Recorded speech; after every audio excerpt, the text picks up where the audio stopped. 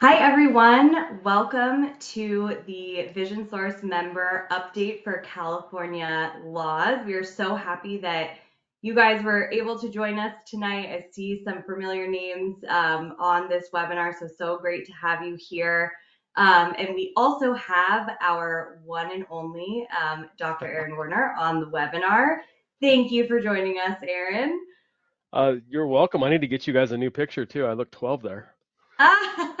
Looks great. Uh, but yeah, Aaron and I wanted to come together tonight to make sure that everybody in our California network has the updates that have been happening towards the end of last year going into this year. We know that you guys had a lot of questions on the California specific stuff, and so we want to make sure we dive into that because we know that these law changes can be overwhelming. I think they're also a sign of progress in some of the things that are changing in a good way, but only if you really understand how those affect you. And there have been some big changes in California this year. There also have been some federal changes, so we are going to go over kind of the most pertinent ones before we dive into the California state law changes. And then kind of talk about how is that impacting you? What are we seeing in trends from our clients of how they're dealing with this? And then of course, Q&A. So as we go through, please put your questions into the Q&A that you see on GoToWebinar. Aaron and I will be looking at those throughout, and we'll have a dedicated time at the end where we'll go through that. Just as a kind of FYI, if we don't have enough time to get to your questions for whatever reason, we will absolutely follow up with you individually afterwards. So please go ahead and submit them as they come up. If you have the question, I guarantee your peers do as well. So we want to make sure that we can talk through them together as a group. So feel free to do that throughout tonight's content. So let's start with the federal law changes. I know that California, loves to keep us on our toes, but there have been some big things that have happened at the federal level that we definitely want to make sure that you know about. And so the first one is this sterile cycling ruling that we saw come out. So the NLRB, which stands for the National Labor Relations Board, is what is the agency that passed this. So they function as an independent federal agency that is responsible for upholding the rules of the National Labor Relations Act. And what this act essentially does is it safeguards the rights of workers to be able to work together to do things like increase their compensation or create safer working conditions. So it does tend to go into the area of maybe unions that are created, but this ruling is not just related to union workers. So it does impact businesses that are just private that do not have unions. So we wanted to make sure to go through this because the ruling that happened in 2023 changes the existing standard that assesses lawfulness of work rules under this National Labor Relations Act. So just to give you guys some history on this, in 2004, the NLRB issued the Lutheran Heritage Standard. And so really what that did was stated that a workplace rule would violate the National Labor Relations Act if employees could interpret it as preventing them from exercising their rights under the act. So it was very pro-employee, less pro-employer. And then in 2017, that standard was overturned by the Trump administration's NLRB in the Boeing case. And so this new interpretation brought in essentially a balancing test, which evaluated not just the employee's rights to organize and engage in this protected activity, but really also what are the employer's reasoning for a rule that was against them doing that or discouraging employees from being able to do that. And if the rule's possible negative impact on protected rights outweighed justifications for the rule, then the NLRB would deem that as lawful. In 2019, the Boeing standard was redefined in the LA Specialty Produce case. And so in this decision, it really just aimed to provide a little bit more employer-friendly clarification that evaluates the lawfulness of these policies that are in an employee handbook and how those can be interpreted. And again, it was more of a pro-employer side as of 2019. Then in August of 2023, the NLRB replaced the Boeing LA specialty produce standards. So those standards that went into play mid to late 2017, 2019. And now we have this new standard of the Stericycle Inc. case. So we wanted to lay that foundation to kind of show you the evolution of how this has changed throughout the years and how it could potentially continue to change, and why we want to make sure that you're updated on it. So what was the deal with this Stericycle Inc. case? What happened was that they found themselves at the center of a labor dispute around its workplace policies and rules. So really what that means is their employee handbook policies. That's really what it came down to. And the core issue was based on allegations of unfair labor practices. And it questioned the scope of protected activities because of the way the policies in their employee handbook were written. So this company had an outdated employee handbook. I think it hadn't been updated since like 2015. And there were certain policies that were maintaining rules for its employees that addressed personal conduct, conflicts of interest, things like confidentiality and harassment complaints. And what the NLRB said was that these policies violated the rights of the employees. So what this means now, this new ruling, is it's changing the existing standard for assessing the lawfulness of work rules under Section A and Section 7 of, Section 7, Section 8 of the National Labor Relations Act. And so this decision really tightens the scrutiny of workplace rules, and it really reinstates a modified version of the pro-employee Lutheran Heritage Standards that I was talking about from 2004. So now these workplace rules are deemed presumably unlawful if they have the potential to encroach on employee rights. So employers can challenge this presumption by demonstrating that a rule serves a substantial business interest, and also that there is no way that they would be able to have an alternative or better worded policy because of the way that their business is operating. So really kind of what this brings up is, unfortunately, looking at this ruling, we as employers are kind of guilty until proven innocent. And so we want to make sure that you guys have the understanding of what your responsibilities are here and how this impacts you. So with the new standard in place, we could face as employers an increased risk of litigation because the employees now have more grounds to challenge these things in court, asserting that their rights were violated under the NLRA. So the new standard might increase the administrative burden for you as employers because you're now going to, you always have to do this, but now more than ever, you need to closely monitor these changes in the regulations and definitely continue to review your workplace policies, and then train your teams to make sure that they understand how to compliantly handle those policies, deal with them. So I think it's important to understand what activities could be protected. So things like openly talking about pay and benefits, circulating a petition for better hours, or a collective refusal to work in unsafe conditions. These are things that could happen in your practices without your employees saying, we want to create a union. That might be too far of a stretch, but understanding that things like the employees' rights, what they're given, are things that they are allowed to be talking about, and not, taking any adverse reaction against them because of that.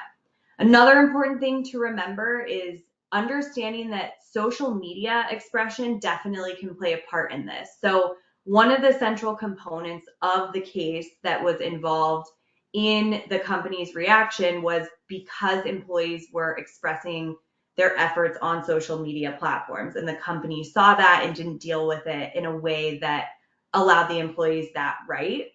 And so this really highlights the importance of, respecting the employee's rights to discuss and advocate for themselves, for their workplace changes. And if that's online, they need to be able to do that without fear of retaliation. So be really preparing yourself for an increase in regulatory challenges, like understanding that there might be an increase in this scrutiny and potential challenges to your workplace rules and policies if they're worded in a way where it seems like they're having an effect on employees being able to exercise their rights under NLRA. So biggest thing that you want to do here is review and adapt your policies. So thoroughly review your existing policies to ensure that they're compliant. The specific policies that I would call out, recommend that you review are things that mention confidentiality, the rules around that, your social media policies, as well as disciplinary rules and policies. So if you have not updated your handbook yet for 2024, this is the perfect excuse to do it, to make sure that all of the wording in there is kosher. And when you're looking at that, you really want to focus on legitimate business interests. So make sure that the rules and policies that you have in place really are genuine and legitimate for the business, and that they also are aligning with your local, state, and federal laws, because we want to make sure that it doesn't demonstrate that there could be a different wording in there that is, could achieve the same objective. So this decision really does have potential to significantly impact anyone anywhere really in the United States. But as we know, California is always really strict. So it really makes it important to review and adapt your handbook policies. Again, if you haven't updated it this year, this is the perfect excuse to be able to do that. And just making sure that you're working with a company, a team, a lawyer, whatever it is, to make sure that that wording is okay and that you're compliant in that. So that there's nothing in there, for example, that says you can't discuss wages. And we'll actually talk about that a little bit more from some state specific stuff that's been happening in California. But it's really important that you're looking at that, and that you're staying informed on any of these developments that could impact your policies. The good news is, if you subscribe to HR for Health's blog, just as a Vision Source member, we put out a lot of content through that to make sure that you guys have everything that you need.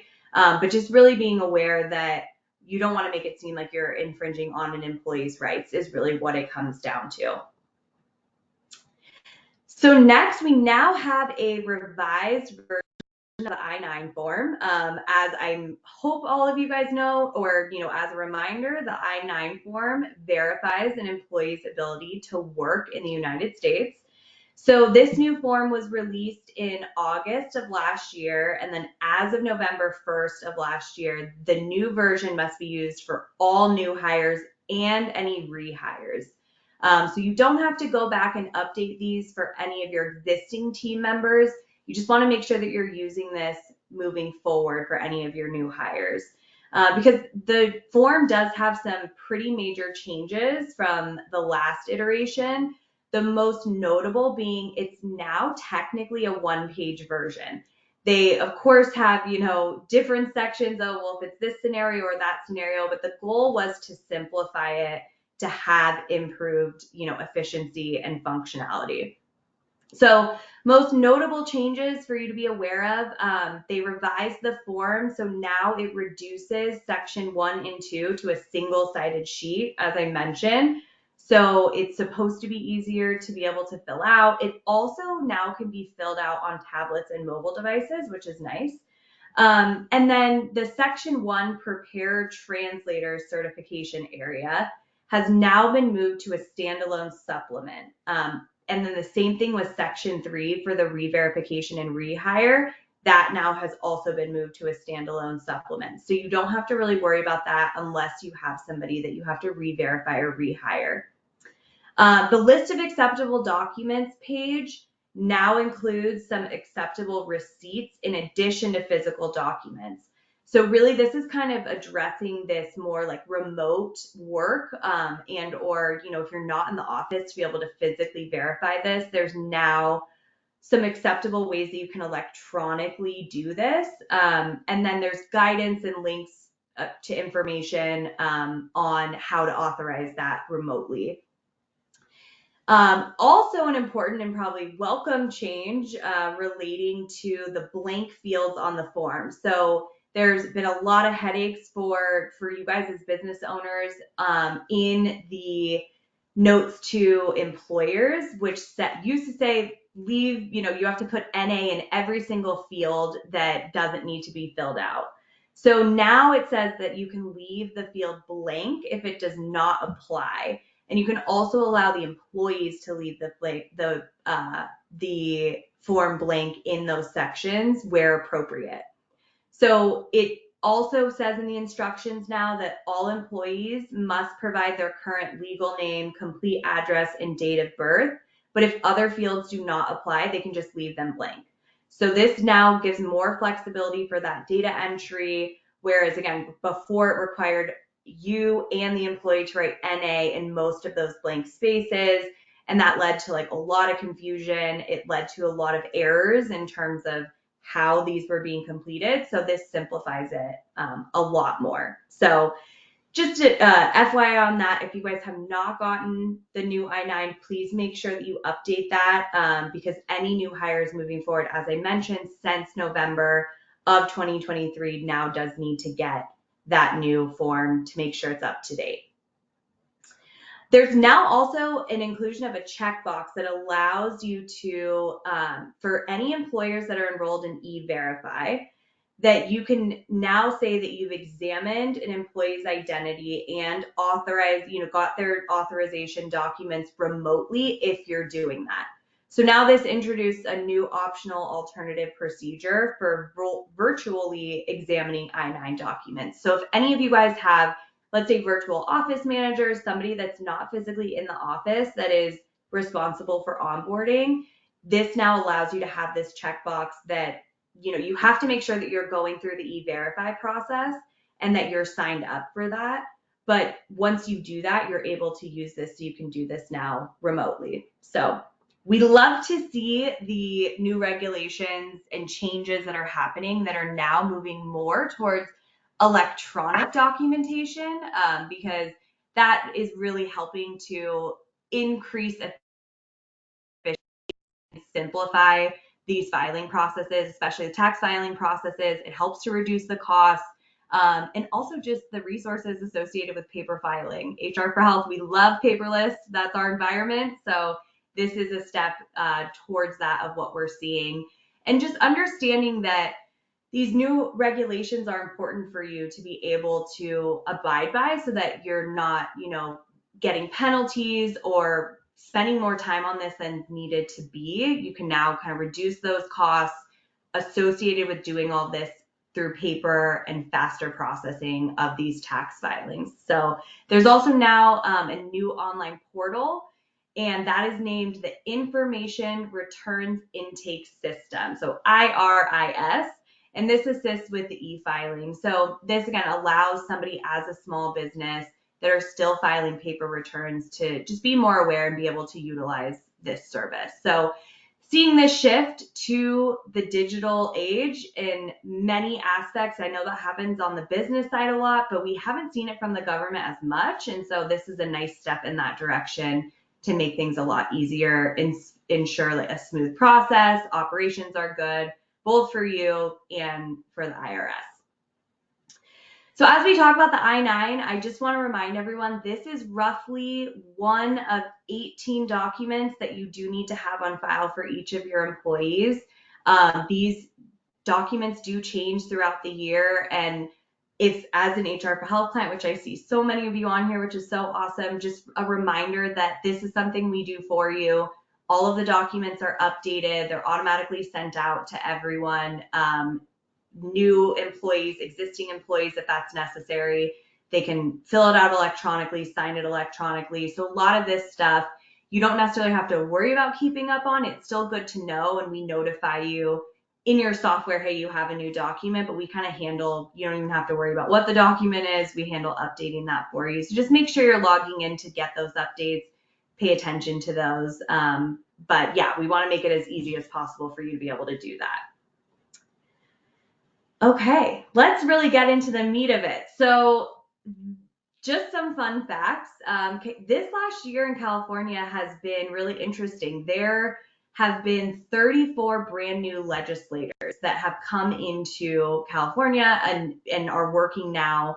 And it really has been the busiest legislative year since COVID-19. So what we saw was 2,632 bills were introduced in 2023. So that was the most we've seen in 17 years. And the first year, it's right now we're in the first year of a 2-year session. So that just, of course, syncs up with our legislators who is in office. And so some of these bills may carry over into next year. We are starting to see some things that are happening in 2025. I won't overwhelm you with those yet. We're just looking at 2024, but just kind of a heads up, there is, new people in there. They're taking names and, shaking things up. So we want to, again, just make it as easy as possible for you to know what's going on. So 2 important bills were signed into law by the governor in 2023. So the 2 laws, one is SB 699 and the other is AB 1076. They both became into effect on January 1st, 2024. And what these do is provide additional restrictions on non-compete agreements. And then they also increase penalties for employers who fail to comply with the restrictions on these types of agreements. So to break it down between the 2 of them, the first one, SB 699. So this makes non-compete provisions of contracts void and unenforceable. So it prohibits employers from attempting to enforce any non-competition agreements that is void under California law. So this holds true whether or not the agreement was signed in connection with employment outside of California. So it applies basically regardless of where and when the contract was signed. And unfortunately, it makes employers subject to some civil violations for even entering such contracts. So super, super important to get those reviewed. I know our CEO, Ali, is not on this webinar tonight, but I think as you guys know, he is an attorney. And so if you guys need help with that, please let us know from the contract standpoint. If you guys do have associates or you have anybody else under employment agreements, it's something you definitely want reviewed. And the second piece, AB 1076, it voids non-compete provisions unless a statutory exception is met. So what that means is it prohibits employers from entering into non-compete agreements with California employees that are void under the existing California law. So this does have penalties that are up to $2,500 per violation. And then if you find that your current agreements are out of compliance now, you must individually notify your current employees as well as any former employees that you employed after January 1st, 2022. So if they're no longer working for you, but they were under those agreements and that agreement came into effect after January 1st, 2022, or anybody that's a current employee under these agreements, you need to let them know that this is void now under California law. And that deadline is by February 14th of this year. So we are getting up on that time. I know that I don't think that this is like brand new information, but definitely something that you guys want to check. And then again, the team at Dental Medical Council can definitely help to review that and take those actions if needed. But really the thing that you want to know is if it's void, you want to get out of those contracts and then notify anyone who is in them that they are no longer applicable so that you're not subject to those fines. Jill, quick question on that. Yeah. A statement and a question. The first is we went through that process and it was super quick and easy. Quite frankly, I just sent over the copies of our agreements. They wrote, they redlined them. Quite frankly, there were a few other things that have been updated since we had that agreement, and so we were able to bring those up to date as well, and then reissue them to our associate doctors, and that was easy. If I am in the boat where I do need to reach out and notify an ex-employee or whatnot, what's the best way to do that so that it's documented that I did have that communication with them? Yeah, I would say, I mean, email is good to, and then keep that documentation, of course. You could send like a formal letter to let them know, but as long as you have like that digital trail, it should be okay to notify them that way. And I mean, if there's a lot of them, I think definitely getting help from the legal side of how to handle that. If it's, your associates, it's one or two, like, communicating with them via email. I think it's always nice to make a phone call just from like a personal perspective, but from a documentation perspective, as long as you have that you send that electronically, it's okay.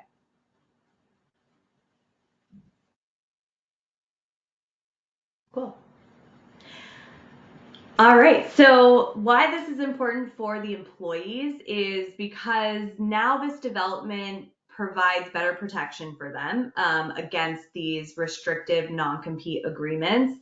So the goal around this is the the laws are trying to contribute to increased job mobility, that flexibility, and then really options to pursue opportunities without facing legal challenges from former employers. So I know that this can sometimes be a bone of contention with, if you do have associates, if they go out to start their own practice, it's just important that your contracts are all kosher here, so that, they're protected. And then also that you're protected and understand and are adhering to these laws so that you're avoiding any legal consequences, actual damages, attorney's fees, those sort of things.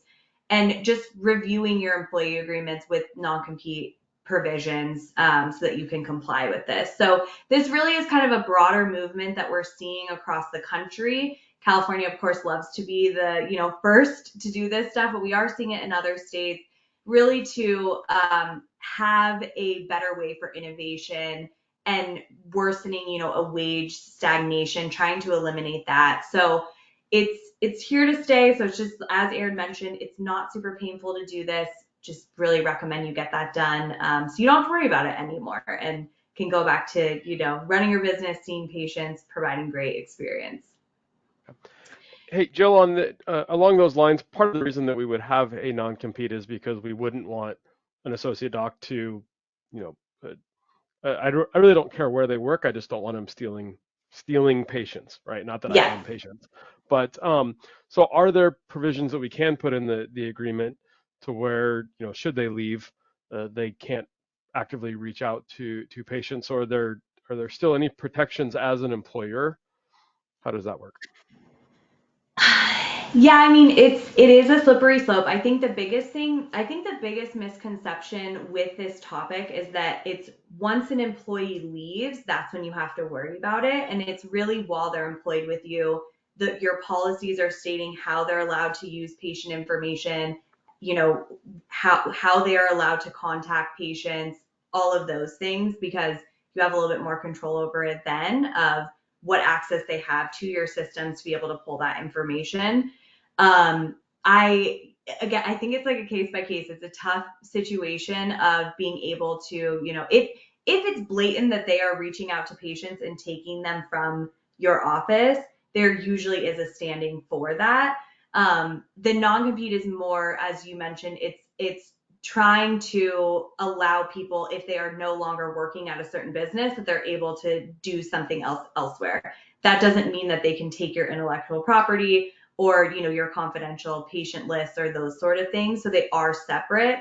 I think what's hard is what a lot of offices struggle with is if they're not paying attention to it while somebody is employed and they don't pay attention to it until after they leave, it's hard to prove that, you know, they intentionally contacted your patient. Usually the line is around if the patient contacts them, it's, there's usually not a leg to stand on. If they're proactively communicating, then yes, there is. And so that's where just having those controls over what they have access to and making sure you're just monitoring that and how they're using it is probably the best way to go about this so that it doesn't turn into like a he said, she said. Makes sense.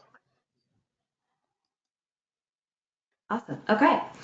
So next, there is an existing law that makes publications and communications privileged, and this is all around retaliation and defamation. So this really is looking at complaints of sexual harassment by an employee to an employer, and allowing this information if it's based on credible evidence and there is no, there's no basis of libel or slander that an employee is allowed to like speak out about this. So I know that everybody on this call is not sexually harassing their employees or, retaliating against them. It's just a heads up for you guys to know that, now the communication is protected. For an individual if there is an incident of sexual harassment, sexual assault, discrimination, and if the communication is made without malice, if it has factual information related to the situation that happened, and the individual has or at any time had a reasonable basis to file a complaint, regardless of whether they filed it or not. This is something that, they're allowed to, tell their stories, if you will. So this is kind of going into like the Johnny Depp Amber Heard trial that we saw. It just changed some of these laws. Again, I don't know that it's a huge deal for all of your practices because I know you guys are treating your employees great. But just a heads up that, if something does happen, there is now some protections against a person being able to speak out about it, as opposed to before. It could be, they could sign confidentiality agreements and those sort of things. So this is just a little bit of a shift there. Okay, this is a really important one. So we've always kind of had this protection around employee conduct and, of course, not being able to retaliate against our employees. We have this law, it's called the Equal Pay and Anti-Retaliation Protection Act. And so this law now amends 3 California Labor Code sections. So now under the current law, you are not able to discriminate or retaliate against employees for engaging in certain protected activities.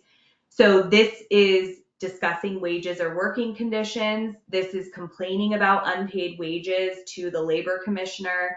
This is reporting suspected unlawful activity in the workplace or complaining about equal pay violations. So now this SB 497 that was added to the law is basically a presumption in favor of an employee's claim if an employer takes an adverse action against an employee, such as termination, within 90 days of the employee's protected action. So if within 90 days of them discussing wages or working conditions or filing a claim or those sort of things, that it's presuming that you are terminating them or taking adverse action against them because they did that. So it's basically presuming that you're retaliating against them. And so there are some crazy fines associated. It's like $10,000 per employee per violation. But what this means is it really just puts more of a microscope on those basics that have always been important, but it just makes it a little bit more important. It really makes it so that you want to have it be able to show if you are making employment decisions for an employee that you can really show it's objective. It's not because it's retaliatory, because what's going to happen is that if a claim like this comes up, you're going to be responsible for showing why that's not what happened. So it's really emphasizing your need to focus on these legitimate business reasons for any adverse employment actions. So this starts with setting up expectations with your employees, providing that ongoing feedback. Cannot stress this enough, keeping that accurate and thorough documentation about employees' performance, any shortcomings that are happening, any disciplinary action. So putting extra emphasis on now the importance of your job description, documenting these violations, because even if it's a really small thing, like an employee is tardy or they're clocking in early, you want these things documented so that, let's say you decide to terminate somebody, but they come back and say, well, they retaliated against me because I discussed my wages. You want to be able to show, no, actually, I'm not discriminating or retaliating. You were late X amount of times in the last month, or you clocked in early X amount of times in the last month. That's a violation of my policy, and that's why I parted ways with you.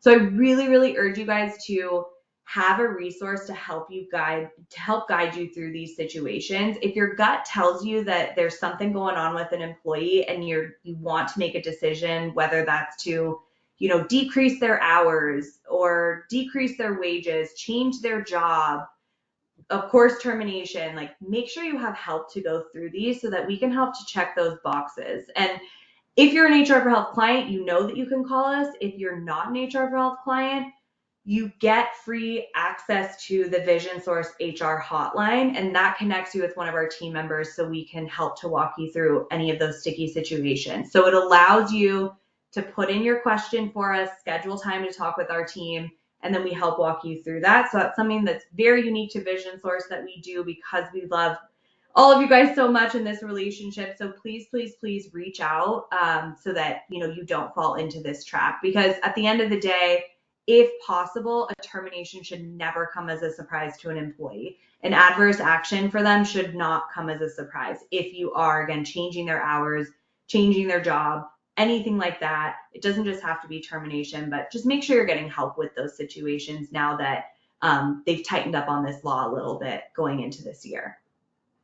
Absolutely. And for those who don't know, to access that hotline, when you log into Insight, which is everybody knows what Insight is, under resources across the top, click on resources, and then the Vision Source HR hotline is one of those buttons. So very easy to access. And Yeah, just because it may not make sense or something may make sense to you, it's not worth the headache and the financial trouble and the sleepless nights if you do something wrong, even if your intent is not to do that. So please take exactly. advantage of it. Yeah. Yes, thank you. Um, all right, so we had a minimum wage increase January 1st, increase to 16 per hour for employers of every size. This is because of inflation. Hopefully, you've already made these adjustments if necessary. If not, you definitely want to do that. And then this also is for employees who qualify as salaried employees.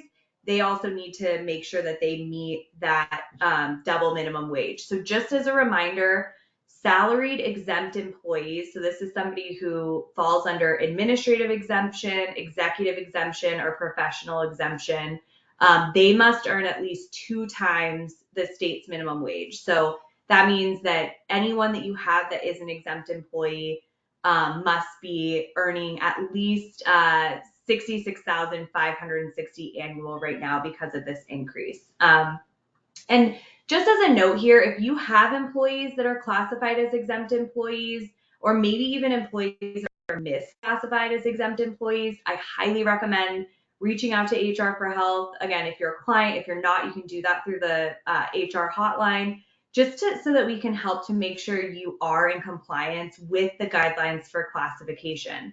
So what is common is that we do see that employees are just put on salary and we assume, well, that makes them exempt. I don't have to pay overtime. I don't have to pay lunch, I don't have to give them lunches, all of that. The reality is that in an optometry office, it's very rare that somebody, except for a true office manager, will actually be an exempt employee. So most employees will be non-exempt unless they qualify, meaning they supervise more than one employee, they have business making decisions, they work independently, they hire and fire. We can go through this whole checklist with you to make sure that somebody is properly classified, because this is so, so important, because if they're not classified correctly, then you have penalties associated with overtime and meal and rest breaks and those sort of things. So if you find that somebody is not classified correctly, or if you don't have everybody clocking in and out, for example, that would be like one immediate on your to-do list to do, because you want to make sure like they're getting overtime, you're tracking that, you're giving them their owed meal and rest breaks. So this is a really important thing, a big hiccup that we see. And anytime minimum wages increase, it's a great time to just go back and review this to make sure that everybody's getting what they're owed, but also looking, is everybody classified the way that they need to be? As a side note, there were about 30 counties. We're almost like our own, United States just within California, all of the different rules, but we had about 30 counties that do have a higher local minimum wage than the state. So you do need to abide by that. Some examples: Oakland, San Diego, El Cerrito, Mountain View, Palo Alto, San Jose. So if you have any questions on what your local minimum wage is, please let us know. We can definitely help double check that to make sure that you're increasing the standard. Also, something to mention here, we have gotten questions about this, about California increasing the minimum wage for healthcare workers to $25 an hour. So there was a healthcare workers minimum wage increase that was signed into law at the end of last year, which will eventually raise wages for healthcare workers in many settings to $25 per hour. This is basically like a gradual increase that would get people to that minimum wage faster than other industries to be at $25 by 2026. Great news here. We don't know what healthcare encompasses. It's likely going to be traditional hospitals, so it's most likely not going to impact you as optometrists, but we just want to give that heads up because we've gotten questions about it. Don't worry about it right now because we haven't seen that you've fallen into that, but of course we'll let you know if you do, but it seems like you guys won't. So you would default to the standard minimum wage, which is that $16 an hour, unless you are in a county that has its own minimum wage. Something as simple as minimum wage, California even manages to make confusing. So this is probably the biggest update that has come across. I'm sure you guys know about this, which is California is now expanding its paid sick leave laws. So what this means is the newly signed law expands our existing paid sick leave law, which was the Healthy Workplace, Healthy Families Act of 2014. And this is took effect on January 1st. So the modifications to the existing law include increasing the annual amount of paid sick leave employees are entitled to from 24 hours or 3 days to 40 hours or 5 days. And for those of you that choose to use the accrual method, which we will get into, the rollover limit has increased to 80 hours or 10 days. So it used to be 3 days of what they could accrue up to 6 days had to roll over. Now it's up to 5 days that they can accrue up to, and up to 10 that can roll over. Again, we'll get into the specifics of the different structures in just a second. But so you guys know, employees can take paid sick leave for themselves or a family member for preventative care or diagnosis, care or treatment of an existing health condition, or for specified purposes if they're a victim of domestic violence, sexual assault, or stalking. Family members include employee's parent, child, spouse, registered domestic partner, grandparent, grandchild, sibling, or a designated person. And then preventative care would include annual physicals or flu shots. So that was also some clarifying wording that was put in there. So employees may decide how much sick leave they want to use. So they can say, I want to take an entire day, or I only want to take a part of a day. But as the employer, you can require that they take a minimum of at least 2 hours of paid sick time. So that way, they're not taking 30 minutes or, an hour. You can say at minimum, if you're going to take sick hours, you have to take at least 2 hours. But other than that, it is up to the employee of how much time they need to take.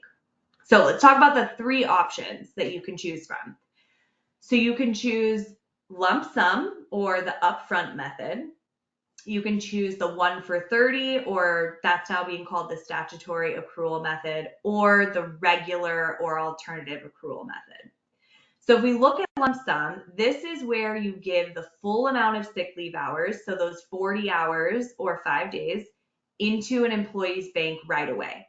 So the employee must wait 90 days to use it, and they may use it throughout the year. And then at the end of the year, any remaining sick time is lost if they have not used it. So under this method, the downside is it can be common to see a lot of employees calling out sick last week of December, around the holidays or at a busy time. And so if they have sick hours, it's really hard to be able to say, no, you can't take it because you can't ask for a doctor's note and stuff, which we'll get into. So that's kind of the downside of it. You're kind of trusting them to just give it all up front and hope that they don't abuse it. But the upside of that is if they don't use all their hours, then they use it or lose it. It doesn't carry over to the next year. One thing to remember here, if you are doing lump sum, the employee needs to be provided the time, not the payment of wages in advance for the paid sick leave. So we've seen that a lot where it's like, I don't want to worry about this. I'm just going to put that into your first paycheck of the year for all of the hours and pay you off. You can't do that. You have to actually give them the days and then allow them to take that. So the next option is the 1 for 30 or the statutory accrual method, like I was talking about. So this is more classic to what the law used to be. So under this method, that just means employees accrue their sick leave as they work, and that is at a rate of 1 hour for every 30 hours that they work. So they get 1 hour of sick leave for every 30 hours they work. The accrual, though, now is capped at 80 hours or 10 days. But the usage is capped at 40 hours or 5 days. So that means an employee can accrue up to 80 hours in a year, but you can prevent them from using all 80 hours. You can say you can use 40 hours. And if they do have 80 hours in total, those remaining 40 hours roll over to the next year. So whatever they have remaining outside of those 40 hours, they can still accrue up to, but then it just needs to roll over. And then as with anything, the employee has to wait 90 days to use the sick leave. So that's with anything. Want to make sure that, they can accrue, but you can say you can't use it until the 91st day. So then the third method, which has introduced some confusion, is that employers now have more flexibility in establishing their own accrual rules. Meaning you can allow employees to accrue hours in a different manner than 1 hour for every 30 hours worked. However, if you do that, you have to ensure that employees accrue 24 hours of sick leave by their 120th day of employment and at least 40 hours by the 200th day. So really what this is looking at, if you are using the 1 hour of paid sick leave for every 30 hours worked, or something more generous, let's say they get 1 hour for every 20 hours they work, then you don't have to provide the 24 hours or 3 days by the 120th day, and you don't have to provide the 40 hours or 5 days by the 200th day, because you're already giving them that. So the requirement is really to make sure that you're providing the minimum amounts by that 120th day and the 200th day if they're not going to be able to accrue as aggressively. So just keep that in mind. There are pros and cons to both, but the 1 hour for every 30 gets you the results that you need of getting them roughly, it's based on full-time employment, so it gets them roughly to 24 hours by the 120th day, so you're fine with that. So it's really just if you're doing any sort of accrual method that's different, you want to look at that so that you make sure they have enough hours by those time limits. So now this, again, it boosts the amount of hours that the employee is able to get, and it increases that cap of what they're able to accrue up to. But it also it extends certain anti-retaliation provisions to the employees that might be covered by other collective bargaining agreements, or if they're under different sick leave provisions. It's pretty rare that would be something that would impact you guys, but again, doesn't hurt to ask just to make sure. But you really just have to make sure that you're providing the bare minimum that we talked about. Of course, you can give them more. That's always nice, but just have to make sure that you're abiding by that. And then also, because we have so many local sick leave ordinances, you have to comply with both the local law and the state law, which might differ in some respects. So you just have to provide whatever is most generous to the employee. And the only thing that we don't have a decision on is if some of the specifics within the law. So what that means is that from a local ordinance perspective, if that contradicts the state perspective, we have to default to the state. So when it comes to pay stub statements, you don't have a choice. Has to be on the pay stub no matter what, even if your local ordinance doesn't say that, because the state says that. The providing notice if leave is foreseeable. You have to make sure that that defaults to the state. So this is where if you are in those regions that have a city-specific sick leave, the goal of this really, I mean, why they're doing this is to try to create consistency, because what happened is that this law passed in 2015. All of the cities started doing their own thing. It was super different from the state, and now the state's going, okay, wait, let's, revise this so that everyone can kind of be on the same page. So if you are in those areas, again, like San Diego, Oakland, LA, like just talk with our team to make sure that your policies are up to date, because it can get kind of confusing between the different, regulations. Some of the questions that we have been getting about this is, what if my benefit year didn't begin in January 1st? So you get to determine how the year will be calculated. So that can be typical calendar year. That can be based on the anniversary date. That's up to you. But if you are doing, let's say, lump sum and you want to keep the anniversary date approach, you just need to give employees 2 extra days or 16 hours at the beginning of this year. And then they have that until they hit their anniversary date. And then any unused time is lost, and that 5-day lump sum is reloaded into their employee bank. So that's if you're doing upfront. If you're doing accrual, just adjusting those accrual caps to allow the employee to accrue up to 5 days as opposed to up to 3 days, which it is right now, until the employee's anniversary date. And then, it will roll over and kind of keep going from there. So it's okay if your current policy is kind of in this limbo, you can get everything up to speed and wait until that person's anniversary, whether you're doing lump sum or accrual. Or you can just say, look, I'm just going to reset this and now everybody gets lump sum on January 1st. You can do that as well. Another question is, what about part-time employees? There's a lot of confusion around these benchmarks and the 1 for 30 and, what if I don't meet that? So when thinking about this, as long as the employee earns what they earn for the hours they work, up to 40 hours, then it's okay. If you have them on they get 1 hour for every 30 hours that they work, even if they're part-time, that's okay. You are meeting that benchmark that they would be able to accrue up to that. So it's just if you have a less generous than 1 for 30 that we have to look at that timing of 24 hours at 120 days, et cetera, et cetera.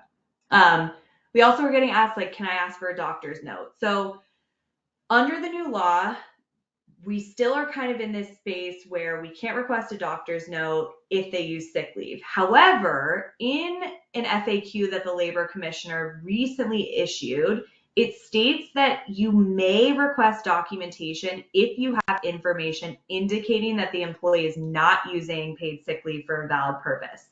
So let's say, as an example, your employee goes, hey, I want to go on vacation next week. And you say, nope, things are too busy, you can't go. And then the next week, the employee calls out sick all week, and then they're not thinking, and they post pictures of themselves on social media up in Tahoe. Now there's more of a basis for asking for a doctor's note. But if it's not really blatant, we would not recommend doing this, and just making sure that you're very judicious and equal with everybody about how you're asking for this. Because rule of thumb is usually you can't ask for a doctor's note unless you have like blatant proof that they were abusing the sick leave. We've also gotten asked, from an alternative work week perspective, if for whatever reason you're operating in, 4 10-hour days or something, you don't have your standard work week, the law says that we have to provide 40 hours or 5 days, and whichever is more generous. So if so really how that translates is 5 days, which for a business that has a working day of 10 hours translates to 50 hours of paid sick leave, not 40 hours of paid sick leave. So unfortunately, on the flip side, if your work days are shorter than 8 hours in a day, let's say it's a 6 hour day, you have to still provide the 40 hours. So it doesn't go both ways, unfortunately, but just know that if you do have an alternative work schedule, you need your accrual to match up with that. Okay, so another new law. So this is like the bereavement law that we saw go into effect about a year ago. This law applies to all employers with at least 5 employees, and it covers any employees who have been with you employed for at least 30 days. So this went into effect on January 1st, and it just requires you to provide eligible employees with a minimum of 5 days of leave for a reproductive loss event. And then employees can, but they don't have to take their days consecutively. So they can break that up if they decide to. And then you can have your own policy. If you already have a policy around this, or you have some sort of leave like this, you can give them more than the legally required minimum. You just have to give them at least 5 days. And this is unpaid leave, just to be super clear. It's just something you have to allow them to take. So something that I definitely would recommend is, again, if you haven't updated your handbook yet, you need to have a policy around this. If you're HR for Health client, that's done for you. But just making sure you have that written policy in there, and it just explains the the regulations around it, what they're able to, how they're able to take it, that it doesn't need to be consistent, but it can be, all of those details. And then the employee is not required to provide documentation. So this is different than bereavement leave, the bereavement leave law. Bereavement leave does say they have to, this they do not have to. And again, this is unpaid. If they have paid time, like sick time, they could take that for it, but you don't have to pay them on top of the benefits that you're already giving them. So cannot fire, demote, suspend anything in terms of discrimination for requesting to take this type of leave. I know that none of you would want to, but it's just something we want to mention. Really just being empathetic in these situations. And that's why it's so important to have that new written policy, so that it's really black and white and clear of what they're allowed to do. Jill, I just wanted to comment on both of those. Having Yeah. unfortunately had employees go through those, it makes sense that we would want to take care of and be empathetic with our employees. But for in the cases that we've had in our office, them knowing exactly what the policies were and not having to ask, and being able to go and access that, on their own, because they have access to the our employee manual, whenever they need to at their own. And my managers and the team managers, knowing what the policies were, really just took a very unfortunate situation and alleviated just a little bit of that stress off of it. Yeah. So I didn't appreciate how important that was until we had to go through events like that. So I think not only is it important that we have those policies, but it's really important for them to know that what their policies are, because it Yeah. helps them get through those tough times. Yeah, that's such a good point. Yeah, that visibility to them and knowing what the process is, so that it makes it as objective and just, emotionless as possible, is super important. So yeah, I totally agree.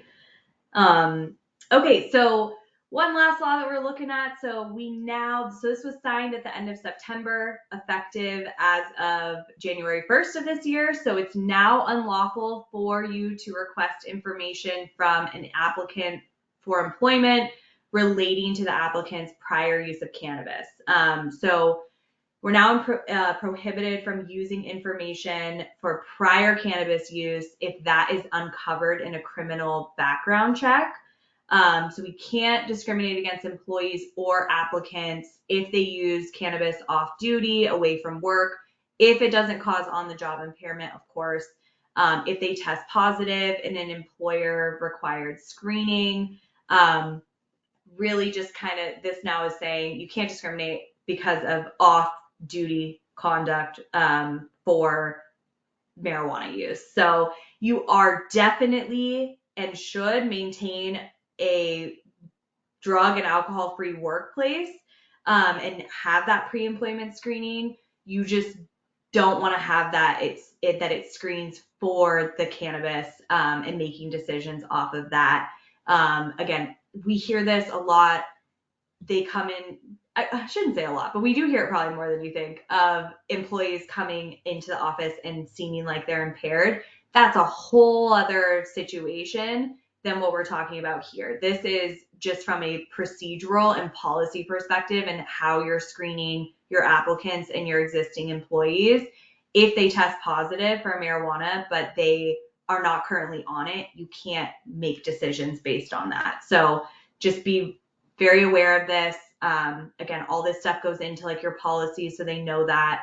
But these are situations, again, if you have somebody that you feel like is under the influence, absolutely get our help. Let us help you through that situation, because that's not what we're saying. You can't just, it's not like the Wild Wild West now. It's just saying if it's something that's happening off duty, you can't worry about that. So again, as a reminder, this is our job to help to update you on all of these things that are happening. Updating your handbook, updating these documents. This is like the best time. If you haven't logged into HR for Health in a month or so or whatever, this is the time to do it so you can get all those things updated.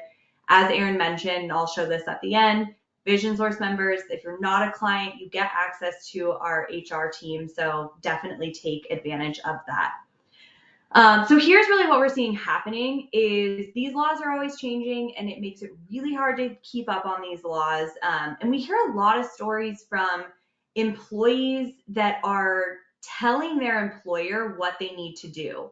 And this leaves you as the employer really confused because they might be staying up on these laws. Again, we're in a pro-employee state. They have a lot more resources than you.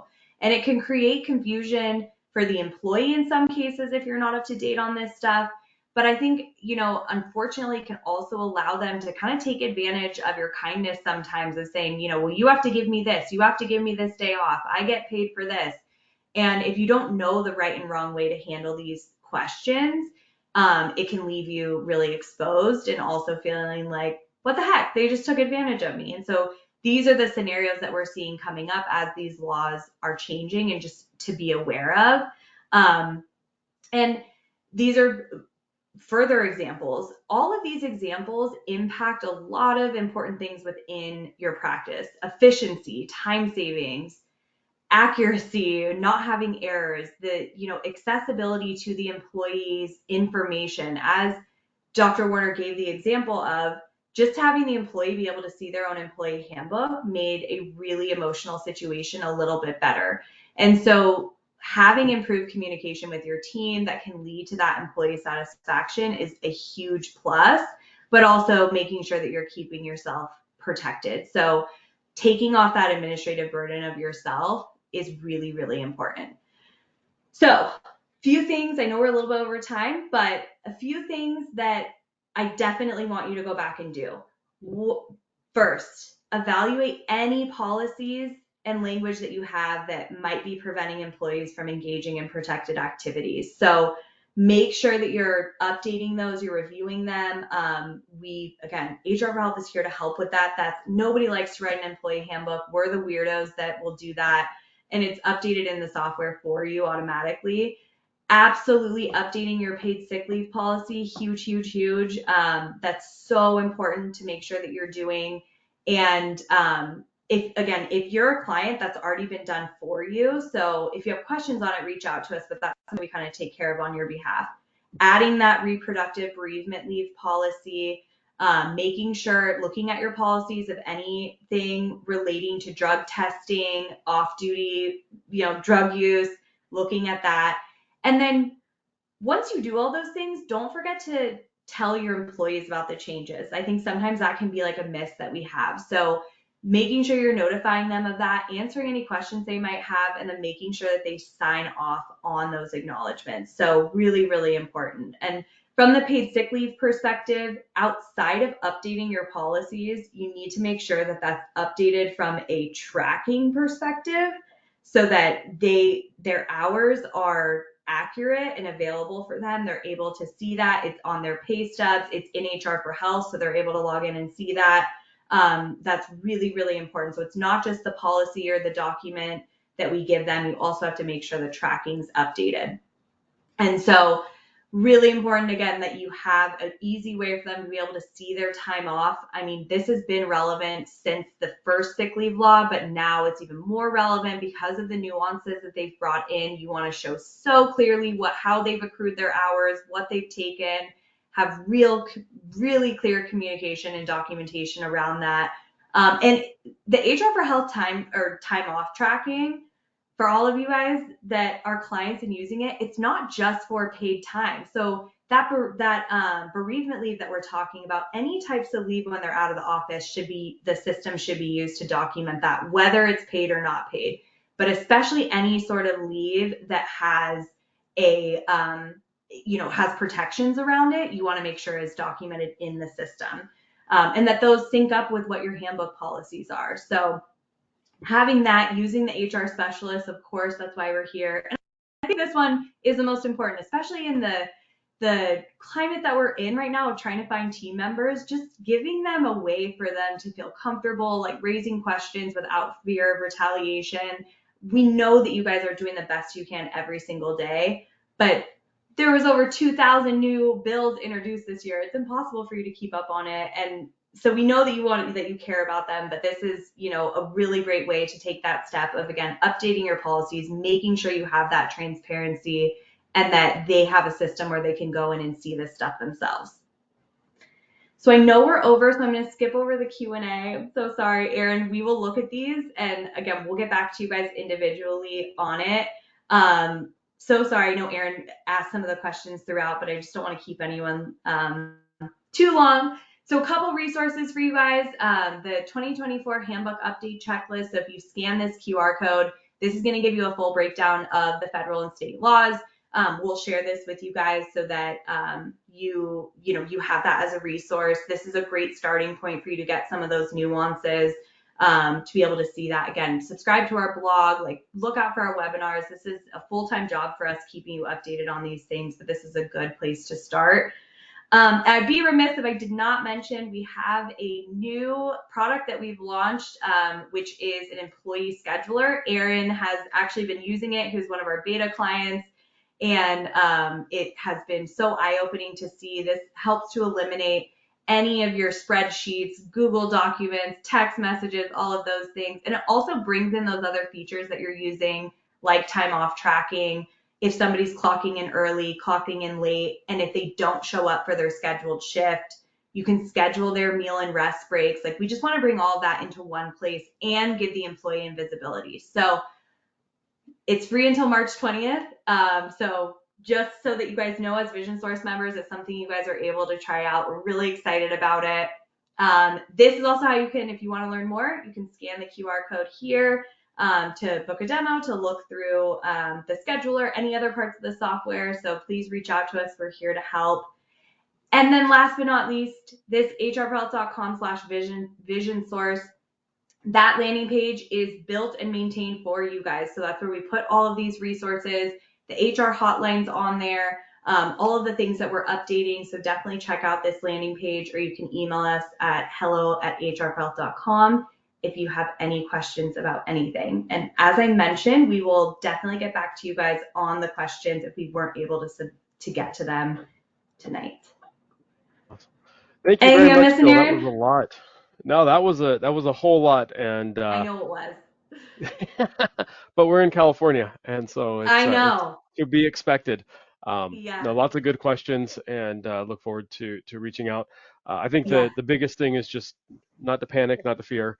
It's a game, and knowing the rules of the game is how you win the game. Yes. And while it may seem like sometimes the cards are stacked against us, I don't think so. I've seen lots of successful businesses and successful practices, and have colleagues Hmm.